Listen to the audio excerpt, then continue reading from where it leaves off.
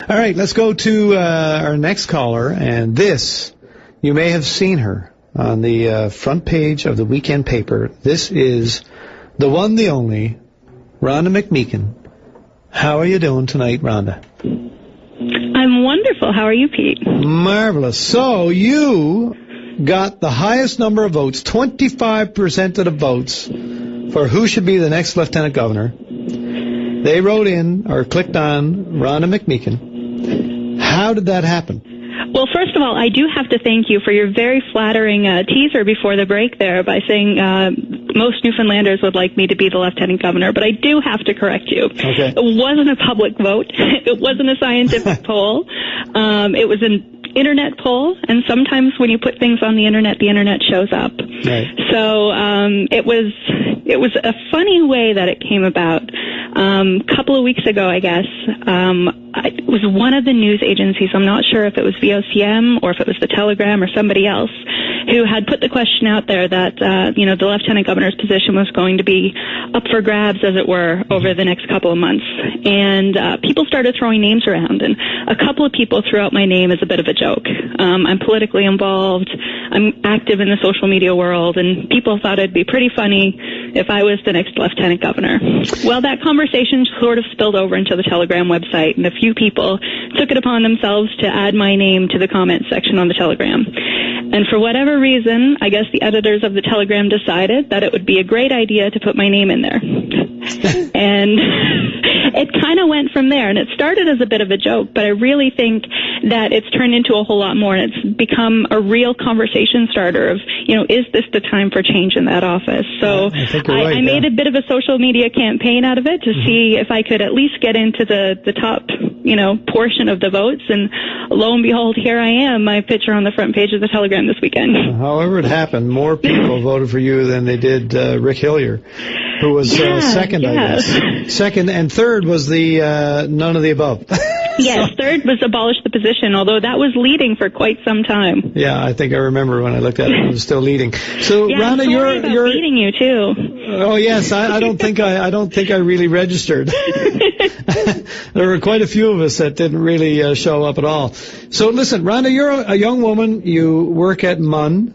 You are an avid listener to the call-in programs, I know, and you are very active on the internet, especially Twitter.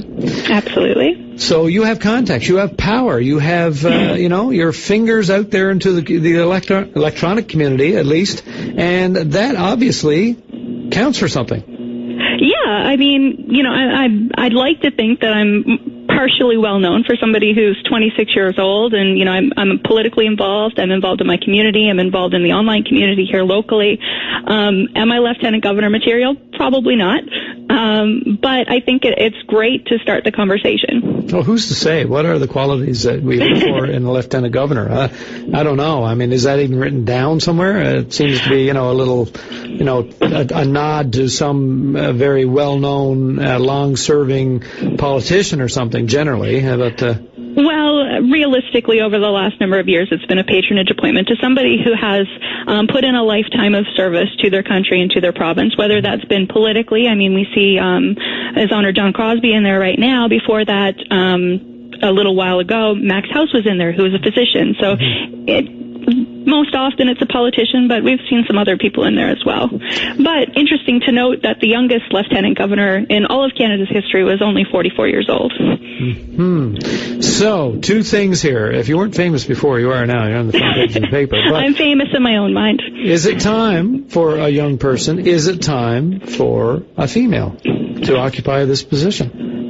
Well, I think more so than the young person, I think females have obviously been underrepresented in the position as a whole across Canada, but most notably in Newfoundland and Labrador, we've never had a female in that position. So I think it's important that the Prime Minister take that into consideration when he's making his decision on who he's going to appoint in that position.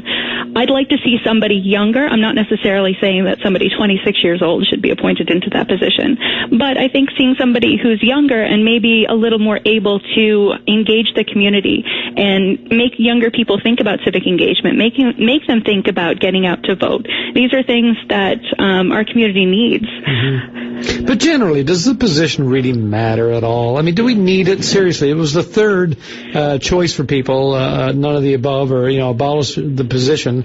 Are we at a time where we can safely say that this has no place anymore for us? Well, I mean, I think it's important to remember that the head of state, which is who the Lieutenant Governor is and who the Governor General of Canada is, has one important power, and that's to protect the integrity of the parliamentary system. And this is true of all parliamentary systems, whether it's Republican or monarchical. And realistically, the function of the head of state is best carried out by a person who is not closely connected to partisan politics. Because on the rare occasion when it's not clear who commands the confidence of Parliament, a person without a partisan profile would, in theory, probably have more legitimacy. And much of that is kind of lost in the way that we appoint the position right now. Yeah, I don't know if the vast majority of people in this province really have any idea whatsoever what the role is all about. They know that they show up and everybody stands up. And, I just wonder if it's by and large lost on most people nowadays. And it might be time to look at what perhaps could be done with the resources.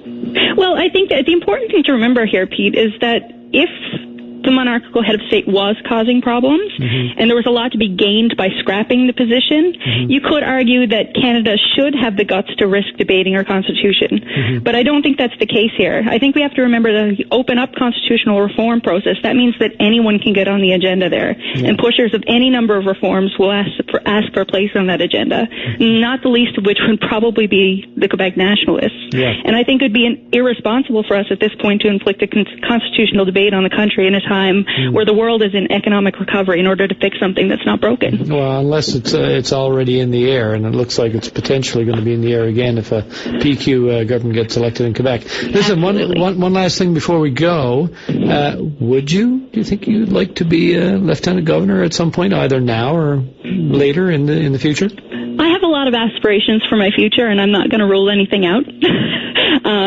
If the Prime Minister were to call up tomorrow and ask me to be Lieutenant Governor, it'd be pretty hard to turn the position down. But I don't expect that phone call anytime soon. But, 20, 30, 40, 50 years from now, if that phone call comes, absolutely, I wouldn't turn it down, and I don't think anybody would. But like I said, I have a lot of aspirations for my future, and, why not put that on the list? Well, I got to say, you're looking pretty good there in the photo in the paper, standing in front of the commissariat, or what is that? The government house. Sorry. That was in front of Government House on Friday afternoon. Although, in looking around the grounds, I'm not sure I'd be able to keep that garden going. I think you might have some help with that. All right. I hope so. Thanks very much, Rhonda McMeekin, and congratulations for coming out on the top of the list. And I guess we're just going to have to keep our eye open for you and see where you end up down the road. Thank you very much, Pete. All the best. Have a good night. You too. Bye-bye.